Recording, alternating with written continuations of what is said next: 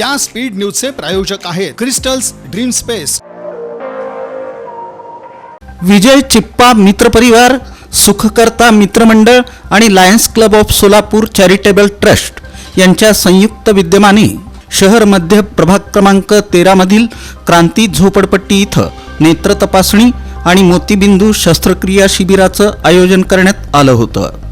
प्रारंभी मान्यवरांच्या हस्ते भारत मातेच्या प्रतिमेचं पूजन करण्यात आलं. विजय चिप्पा यांनी आपल्या प्रास्ताविकेत कार्यक्रमाची रूपरेषा सांगितली. भाजपच्या शहर अध्यक्षा रोहिणी तडवळकर यांनी आपल्या भाषणात नेत्र तपासणी आणि मोतीबिंदू शस्त्रक्रियेविषयी माहिती सांगून सर्वांना मार्गदर्शन केलं. माजी नगरसेविका विजया वड्डेपल्ली, डॉक्टर सूर्यप्रकाश कोठे, माजी नगरसेवक प्रथमेश कोठे यांनीही मार्गदर्शन केलं. या प्रसंगी भाजप महिला मोर्चा अध्यक्षा रंजिता चाकोते, मंडल अध्यक्ष नागेश सरगम, व्यापारी संघटनेचे अध्यक्ष मनोज पिस्के, विजय धोत्रे, सुनीता कामाठी, श्रीकांत वाडेकर, शिवा कामाठी यांची उपस्थिती होती. या शिबिराला प्रभाग क्रमांक 13 मधील नागरिकांनी उत्स्फूर्त प्रतिसाद दिला.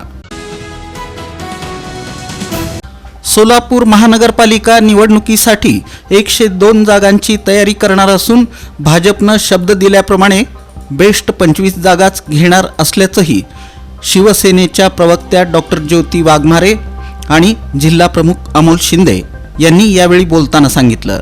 आगामी सोलापूर महानगरपालिका निवडणुकीसाठी शिवसेना मोठ्या जोमानं कामाला लागली आहे. ताकदीनं शिवसेना निवडणूक लढणार आहे. राज्य पातळीवरून स्थानिक पातळीवर महायुती करण्यासाठी सांगण्यात आलं आहे. सोलापुरात सेनेनं लोकसभा आणि विधानसभा निवडणुकीत भाजप उमेदवारांना निवडून आणण्यासाठी जीवाचं रान केलं. त्यावेळचे भाजप शहराध्यक्ष नरेंद्र काळे यांनी शिवसेनेला महापालिका निवडणुकीसाठी 25 जागा सोडणार असल्याचा शब्द दिला होता. तो शब्द त्यांना पाळावाच लागेल, असं जिल्हा प्रमुख अमोल शिंदे यांनी सांगितलं. उत्तर सोलापूर तालुक्यातील बीबी दारफळ येथील लोकमंगल शुगर प्रायव्हेट लिमिटेड या साखर कारखान्यानं ऊस गाळप सुरू करून महिन्याहून अधिक कालावधी लोटलेला असतानाही ऊस दर जाहीर केलेला नाही. तसंच शेतकऱ्यांची ऊस बिलं अद्याप अदा केलेली नाहीत. या पार्श्वभूमीवर बीबी दारफळ आणि शिरापूर परिसरातील शेतकऱ्यांनी गव्हाण बंद आंदोलन सुरू केलं.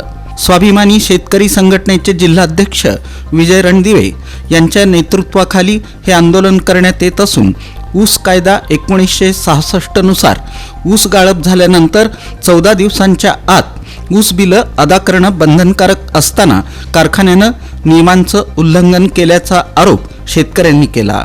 शेतकऱ्यांची मागणी आहे की साखर कारखान्यानं तात्काळ ऊस दर जाहीर करावा.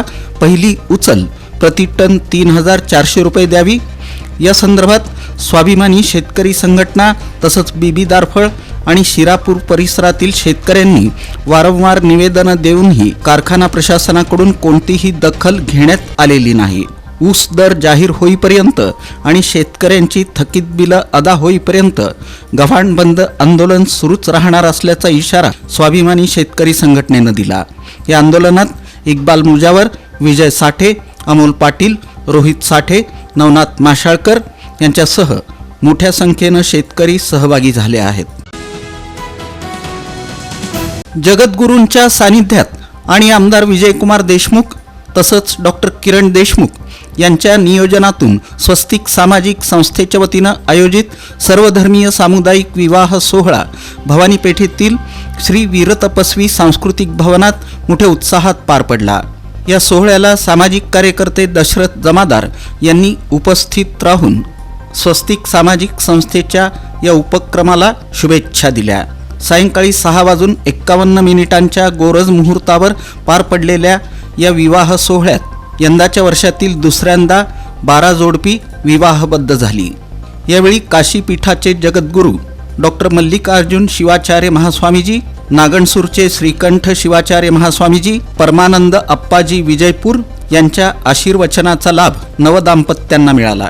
स्वस्तिक सामाजिक संस्थेच्या वतीनं प्रत्येक जोडप्याला पलंग, गादी, कपाट, संसारोपयोगी साहित्य, वधूला शालू, मणी, मंगळसूत्र, जोडवे तर वराला सफारी कपडे आणि बूट देण्यात आले. सोलापूर जिल्ह्यात पुढील 4 दिवस थंडीची लाट कायम राहण्याची शक्यता हवामान विभागानं वर्तवली आहे. उत्तर भारतातून येणाऱ्या थंड वाऱ्यामुळं किमान तापमानात आणखी घट होण्याचा अंदाज आहे.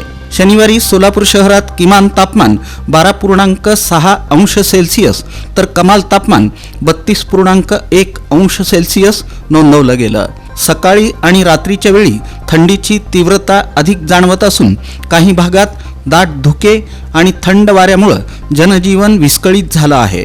पहाटे आणि रात्री तापमान 10 अंश सेल्सिअसच्या जवळ जात असल्यानं नागरिकांनी विशेष काळजी घ्यावी असं आवाहन जिल्हा प्रशासन आणि आरोग्य विभागानं केलं आहे.